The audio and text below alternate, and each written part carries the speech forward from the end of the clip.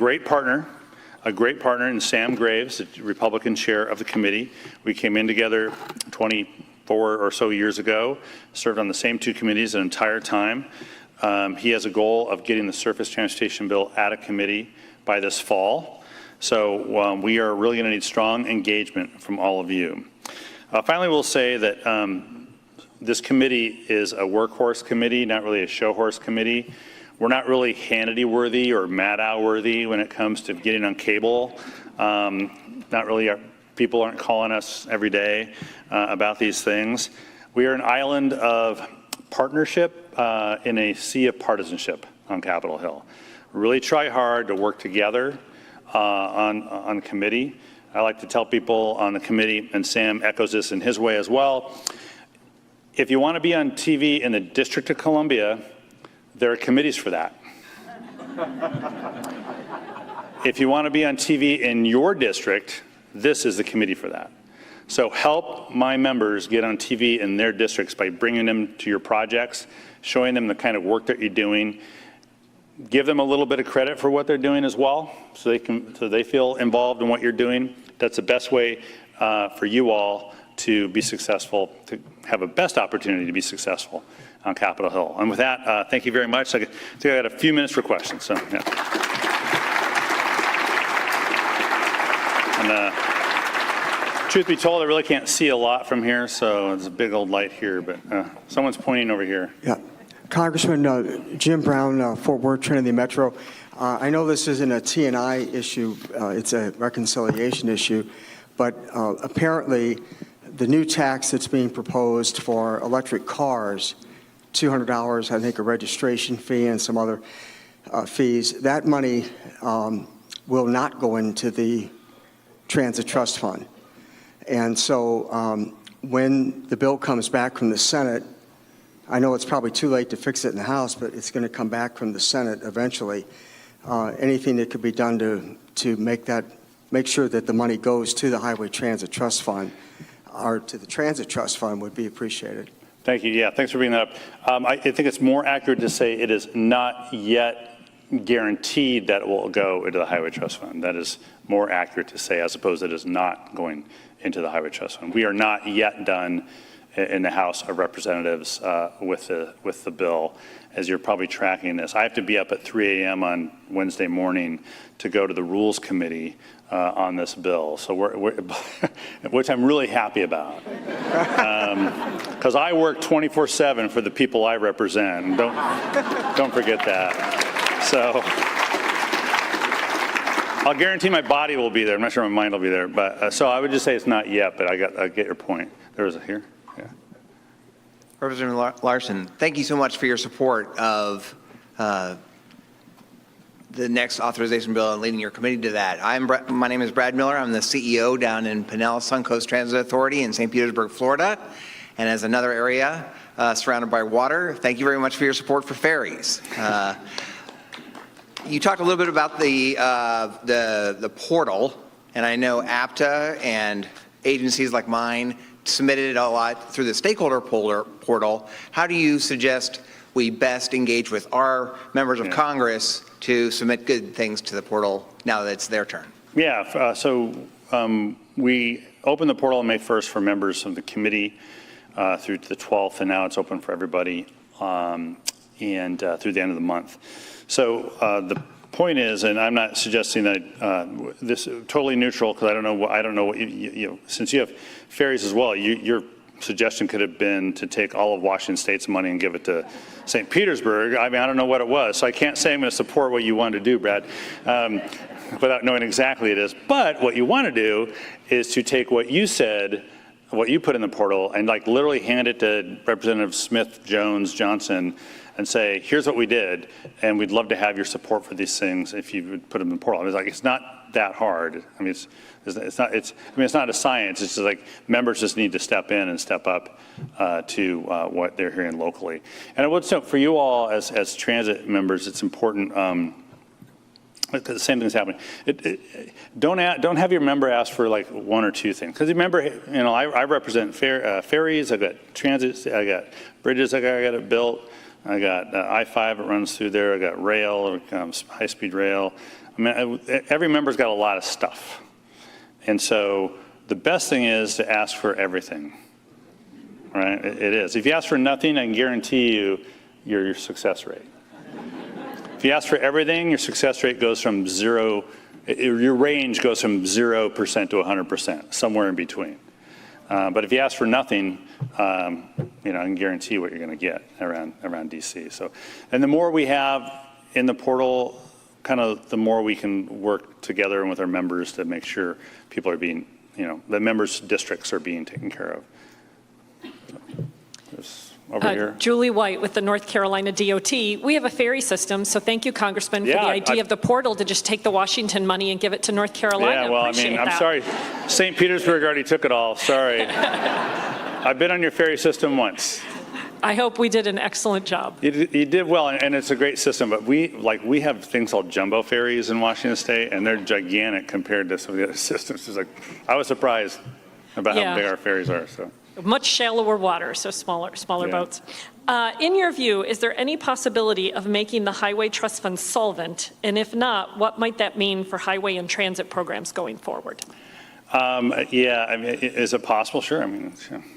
It could happen or it couldn't happen, right? That's the possibility part. The probability part comes in part from, first off, you got the highway, you have the gas tax. Which it's been so long since I cited these numbers. There's actual numbers about what the gas tax is providing to the whole trust fund, given just the basic funding, and we're short over 5 years, and so that's why the EV fee is an important part of getting it into the trust fund in a guaranteed way. 39 states have EV fees from a variety of levels. Washington State has its own, so there's really not a lot of heartburn on the committee about having a federal EV fee, just like we have a federal gas tax and states have gas taxes. So that relationship is, the same in our minds philosophically. The question is a matter of a variety of things. One is ensuring that the EV fee money goes into the Highway Trust Fund so that it can go to the accounts. Second is we did guaranteed funding or advanced appropriations, whatever you want. You all probably call it advanced appropriations because you're in the business. If you're going to talk to people that you represent, you'd say it's guaranteed funding, which they understand that more because it's more realistic and less budgetary to talk about it in terms of guaranteed funding. We did that for the BIL. I have I don't have a lot of confidence right now this House and the Senate will do a guaranteed funding, but we're not done. Like, this is going to be a long process, and I told people even when we did the FAA bill, Federal Aviation Bill, and actually when we did the BIL, it's like it's gonna die 19 times before it lives the 20th time. Like this, doing these bills is like fighting Dracula, right? There's going to be a stake in the heart of Dracula. I swear to you, 19 times on this bill. It's going to be dead 19 times before it passes. So just stick with it. So whatever your priorities are, just stick with them. So thanks. I'm sorry.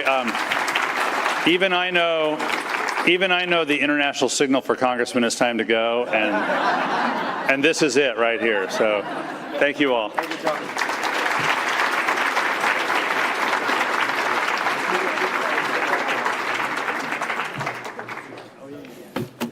That was great. Why don't we just dive into the next session? Phil Ng, General Manager of the MBTA, and I have the privilege to introduce Senator Elizabeth Warren.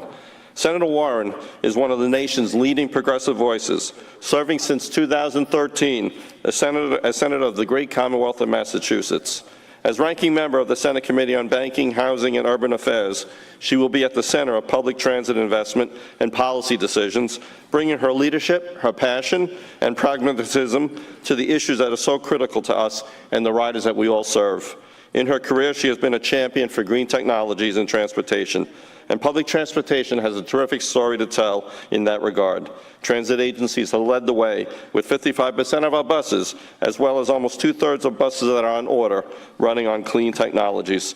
So I look forward to discussing that and several other issues in today's fireside chat. So let's give a big round of applause. Senator Warren, please join me on stage.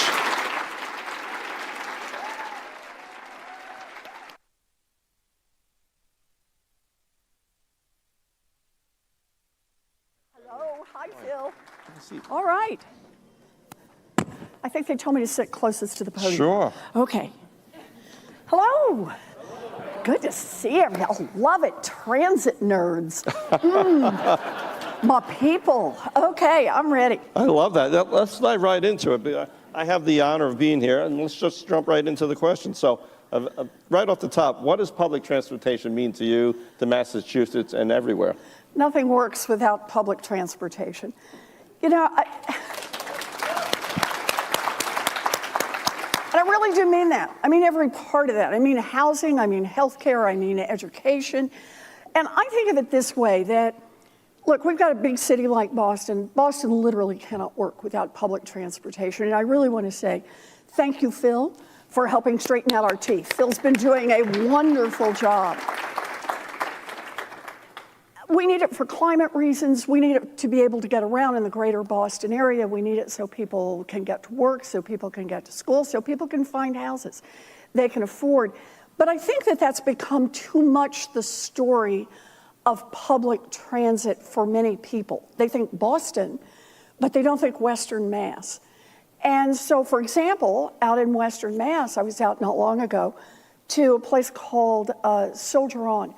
And they do housing for homeless vets, bringing them in off the street, a lot of medical problems often. And they started out with a big facility, and they realized what they really needed more than anything else is permanent long-term housing for these vets, places they could age in place. Found land that's not very expensive, got a lot of people who made a lot of donations. Wonderful plan, and they really have built a small village. But you got to have transportation. They need those buses to come by on a regular basis so people can get to their medical appointments. Some people still want to be able to have part-time jobs, want to be able to go buy groceries, want to be able to go do something else in their lives besides sit in their rooms. And without that, we got nothing. So I think telling the story in a broader way is important. And I'll mention one last one. Kim Driscoll, who's now our lieutenant governor, when she was mayor of Salem, Massachusetts, big problem in Salem, Massachusetts. They have a wonderful tourist trade. They've really been building up. Go spend some money in Salem, Massachusetts. It's great at Halloween, but it's great all year long. Lots of restaurants have gone in, lots of things to see. You're down to the water. It's all beautiful, beautiful. But people can't afford to live there and wait tables. They can't afford to live there and do a lot of the jobs that need to be done to keep Salem a place that's going to be a vibrant economy.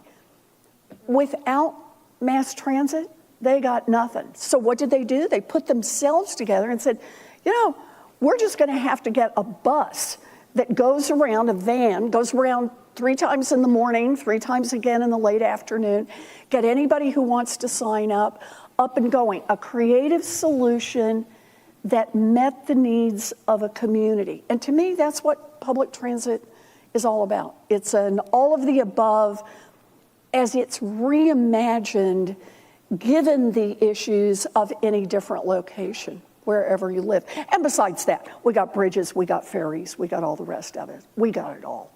Yeah. Well, as I listen to the senator, it's such immense pride that we have this opportunity to make people's lives better, making transit options viable for everybody. Exactly. So let me dive into the next question. Sure. With the expiration of the Infrastructure Investment Act and Jobs Act next year, you have an opportunity to shape surface transportation or reauthorization. So I'd like to hear a little bit about what you think about funding for the next transportation bill. So look, we got to make 20% the minimum. My own view on this is we actually ought to start asking for more and be negotiated down if we have to. But it really is. I want everybody to understand this. Look, I don't have to persuade you all. There's a lot going on right now in Washington. A lot of things are getting broken. But we have got to keep the money coming in to transit. And we just have to persuade our Republican colleagues as well as our Democratic colleagues that it's in everybody's interest not to go below 20%. So that is my number one goal. And then my number two goal is, to the extent we can do it, is moving in the direction of giving you more flexibility in how you spend that money. That's got to be a key part. Yeah, you need it in absolutely. different ways. So that's it for me. Well, that's music to our ears, Yeah. for sure. How do you envision protecting that funding opportunity in the next authorization bill? Because there are some that are looking not to extend it. And I understand. And look, this is going to be the fight. And this is why it's so great that all of you are here today. Because we got to drive this point home in every single Senate office, every single House office. We all need this funding. We can either all succeed or we can all fail. But that's how it has to be. This is not a Democratic issue or a Republican issue. It's an everybody issue. And I actually want to add a piece to that. Donald Trump says he wants to build. Great. I got an idea for how he can build. He can build a lot of transit. He can put more money into more flexible transit initiatives all around the country. And trying to push that narrative while you're here is just absolutely crucial. yes, thank you. The funding does support so many critical things like capital investment grants, lower no-emission buses, rail funding, accessibility upgrades for people and disabilities. Among these, other policy priorities for that bill? Yeah, you know, I think the way I'd say it, Phil, it's all of the above on these, you know, and I've got the bill right now with Tammy Duckworth, where we're trying to get more money in so that everything we're doing is accessible, so that people on wheelchairs or people pushing strollers or people who have other mobility impairments will be able to access all that we're doing. And then I always like to use that as a lever. Once you're working on that part, then now that's also a good time to upgrade the equipment to make sure that everything is at its best operational capacity. So I think that's a piece we're at least going to try to get out there and negotiate with them on a little bit. And it's a terrific piece to talk about because, again, it is a reminder, this is where I was starting, how many people use public transit, who's using it, and why they need it.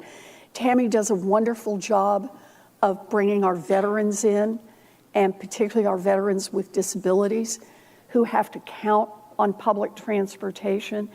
And that is sometimes, I don't want to overpromise, but sometimes a way to bring two parties that are hammer and tongs at each other over budget matters together to say we're going to try to support the veterans here. And this is at least maybe one place that gives us a bit of an angle into that. That's great to hear. There's so many areas of this common ground, and I know so many of my partners here have so much information we'll love to share and give you any ammunition you need to be able to make that point. Chairman Graves on the House Transportation and Infrastructure Committee, he set an ambitious timeline for the House reauthorization bill this year. How do you envision the surface authorization process proceeding on the Senate side? Well, on the Senate side, I don't think, there's no reason it should be slow if we're working together.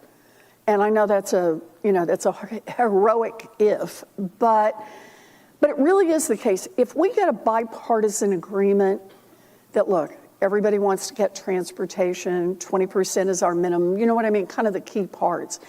And the only elbowing is out at the edge of how much flexibility can we build in that wasn't already built into the statutes. What can we say about a couple of these initiatives, like the initiative to make it all more accessible? We ought to be able to do that in a pretty speedy way. Now, if the other side of the aisle starts out with, we're going to cut this by half, boy, now we're in for a siege, right? And that means everybody get down into your bunkers because we are going to fight this. Because I'm not going to roll over on this. We have to have a minimum. Look, I'm very frustrated that we haven't raised it above 20%. but we are where we are. That has to be our minimum. And conversation about numbers should be conversations about higher than 20, not conversations about lower than 20. That's great. That's Okay. absolutely great. So with so many APTA members at this conference scheduling meetings with their members of Congress this week, what messages do you think we should bring to the Hill to make the case for public transportation? So I think nothing succeeds like a story in Washington.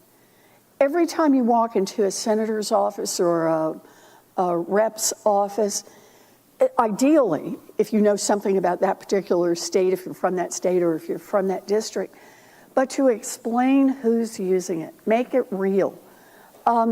Frankly, too few senators, too few reps actually get on public transportation, which, by the way, I should say, we were just on public transportation last week. We were on the T. Took the red line downtown because it was going to be too expensive to park and too hard to park where we wanted to go. We went down to a great concert.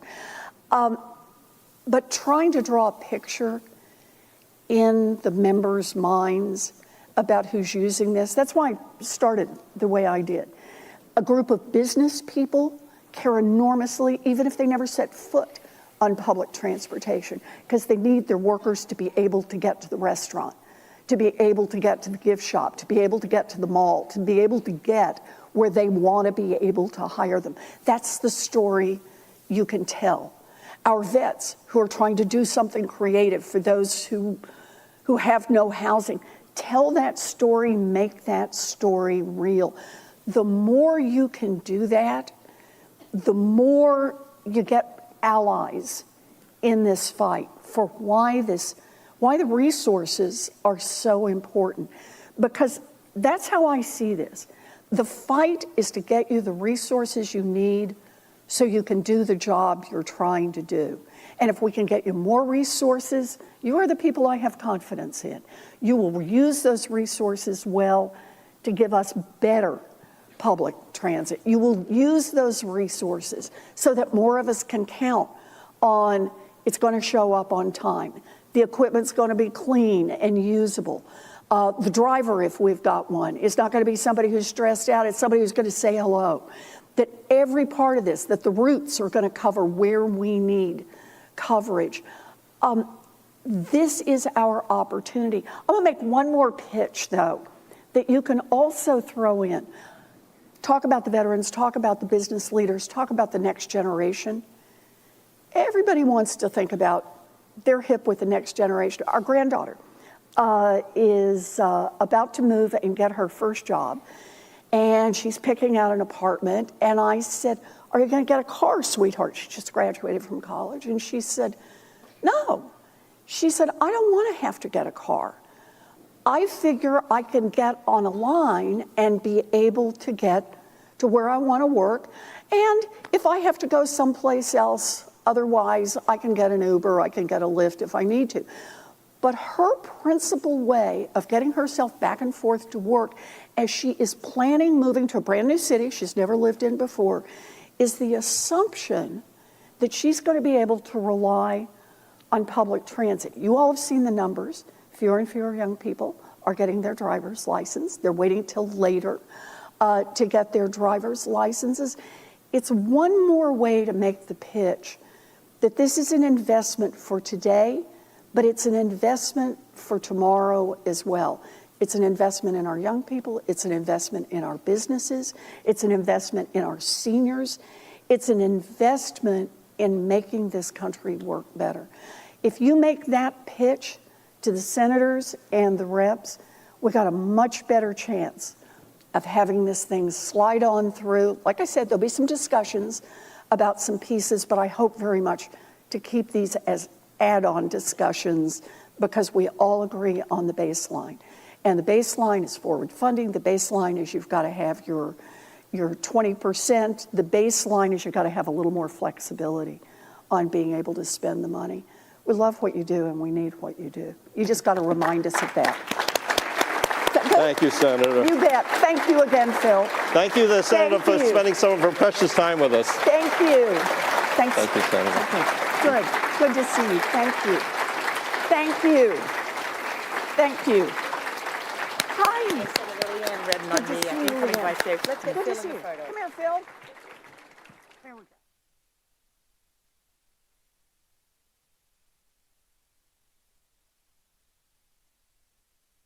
All right, I think with that, we're going to take a break until 2:30, and we'll hear 2:15, and then we'll hear from Secretary of Transportation Sean Duffy.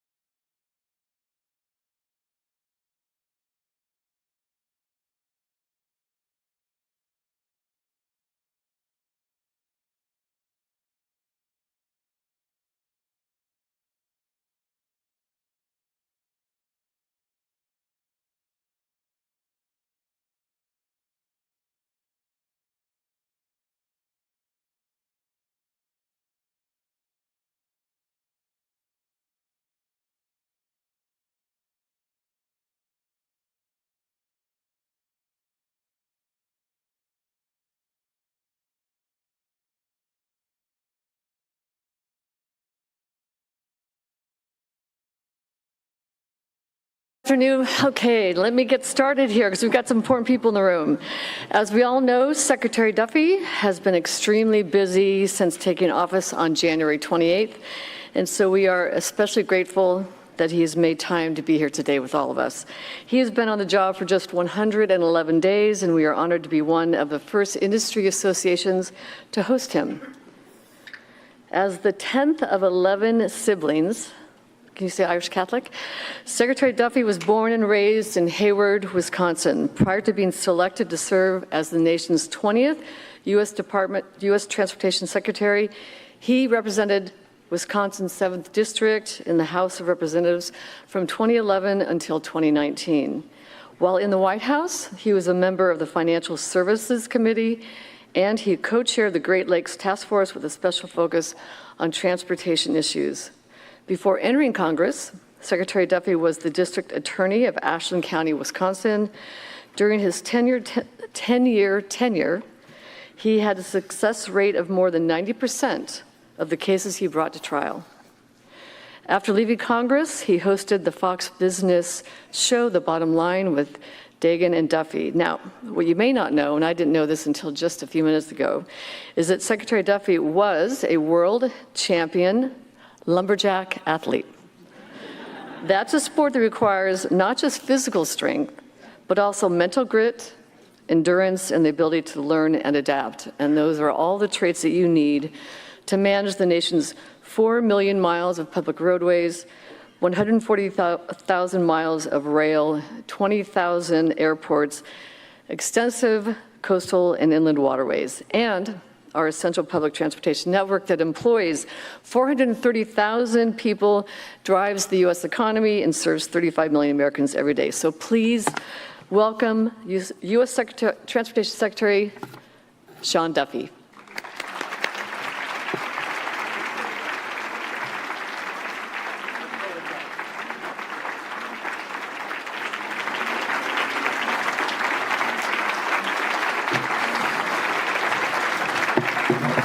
Hey, everybody. Thank you for having me. So just a side note, lumberjack sports, chopping, sawing, log rolling, tree climbing, all the skills of the old-time lumberjack in modern-day sports. Maybe you watch ESPN 6 at 4 o'clock in the morning. You might see these sports, but a great part of American history. My other claim to fame is I did a reality TV show back in the day. And I met my wife on reality TV. We're the first reality TV couple in the country, and we're the most productive. We have 9 kids. So beyond that, all is good. So, listen, when I took this job, someone warned me, and they said, listen, you could get caught up in just going from crisis to crisis to crisis, and after 4 years, you will have never accomplished the goals and the mission that you set out when you first took the job. And as I've been on the job for 111 days, I see that as absolutely true. You can go from crisis to crisis. But I don't want that to be the story of my 4 years. That doesn't mean we don't deal with crises, but we always have to be mission-driven on all of the priorities that I have as a secretary, but also the priorities that the president has for the department.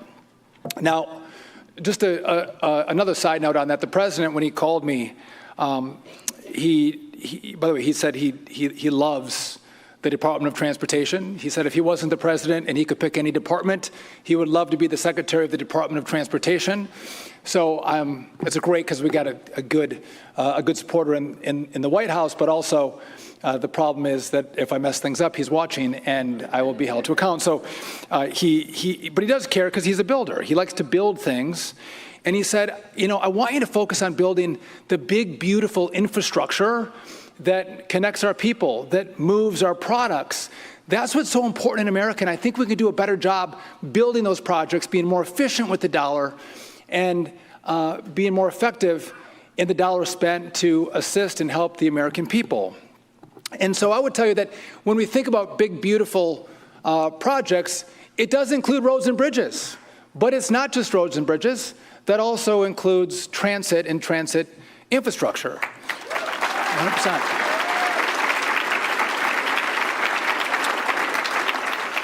And maybe contrary to popular belief, I don't have a favorite. I don't care if you want to use planes, trains, or automobiles, your EV or your combustion engine. I think America has a right to choose, and I think they should choose. And so in our department, I don't see transit as the ugly stepchild of the department. By the way, I have 9 kids. I tell you that, 9 kids? And if they ask me who is their favorite, I tell them I don't have a favorite. I love you all equally. It's kind of the same as the modes. I care, all the modes are different, but I care about the success of all of the modes that we have at DOT. And we're going to focus on making all the modes great, trying to leave each mode better off than the way we found them.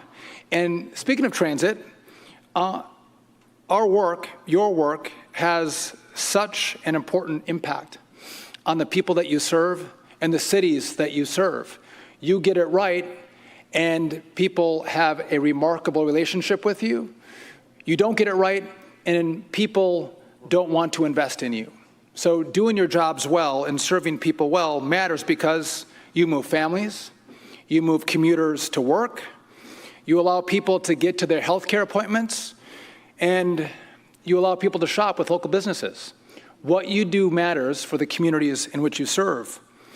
And if you do your job well, it has a great impact on the jobs that someone could take, or the neighborhood in which you can live, or the school in which your kids can go to, can all be dictated by how well our transportation systems work in the cities in which you all serve. I didn't grow up in a place where people had a lot of money. I come from rural America. I come from poor America. And there's a lot of people that you serve that you're the last lifeline. That if they can't access public transportation, they can't access opportunities. They can't get to a job. And if they can't get to a job, they don't have a shot at supporting their families. They don't have a shot at the American dream, because many of them can't afford a car, which, by the way, we're working on the price of a car. By the way, in America, the average teacher's salary won't allow you to buy the average price of a brand new car. We're working on that, but there's something wrong with that. And so making sure that all of you do your job really well is incredibly important. But with that said, we also serve communities. And the good people who rely on transit is who we serve. And I would argue that the mission is safety and efficiently moving people in and throughout the communities that we serve. But safety is key.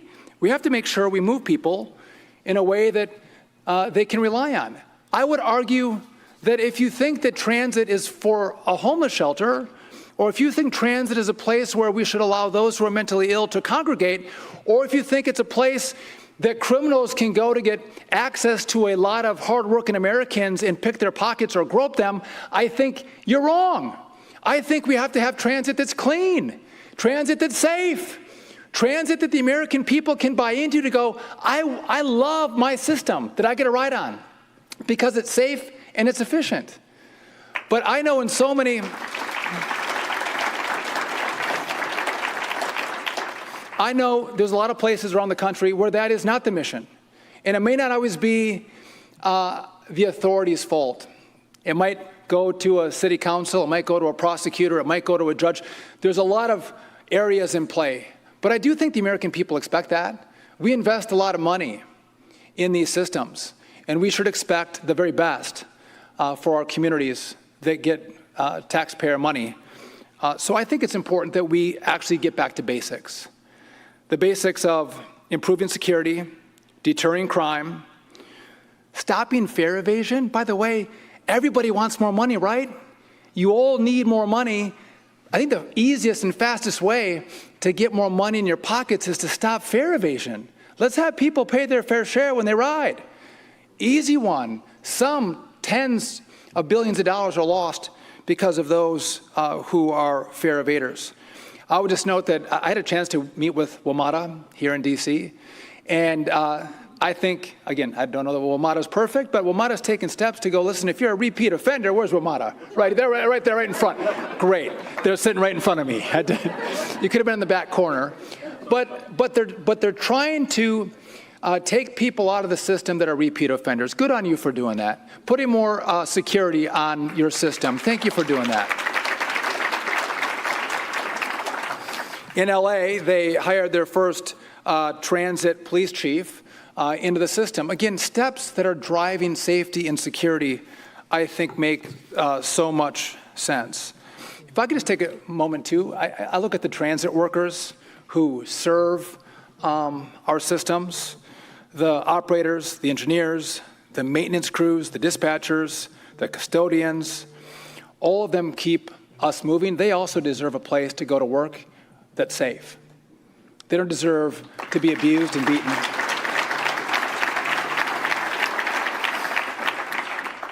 And so I want to partner with all of you. You have a friend in me. You have a friend in this DOT.